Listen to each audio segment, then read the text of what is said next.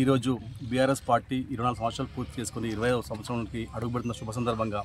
గజ్వేల్ నియోజకవర్గ వ్యాప్తంగా కూడా ప్రతి ఒక్కరు కూడా ప్రతి గ్రామంలో గజ్వేల్ నియోజకవర్గ వ్యాప్తంగా ఉన్నటువంటి అందరూ కూడా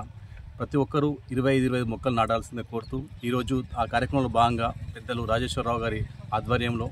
ఈరోజు మా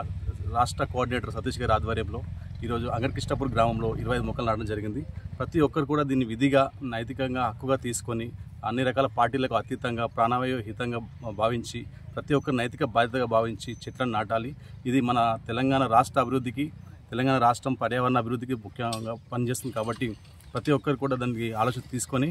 రకరకాల కార్యక్రమాలు, పుట్టినరోజులు కావచ్చు, ఎలాంటి సందర్భం ఏదైనా సరే శుభ సందర్భం సంబంధించి ప్రతి ఒక్కరు కూడా బాధ్యతగా చెట్లు నాటాలని గజ్వేల్ నియోజకవర్గ వ్యాప్తంగా ప్రతి ఒక్కరు కూడా చెట్లు నాటే కార్యక్రమంలో పాల్గొని అండ్ నియోజకవర్గ వ్యాప్తంగా అందరూ కూడా దీనిలో భాగస్వామ్యం కావాలని ఈ కాన్స్టిట్యున్సీ సంబంధించి ఇన్ఛార్జిగా నాకు బాధ్యతలు ఇచ్చినటువంటి పెద్దలు రాజ్యసభ మాజీ సభ్యులు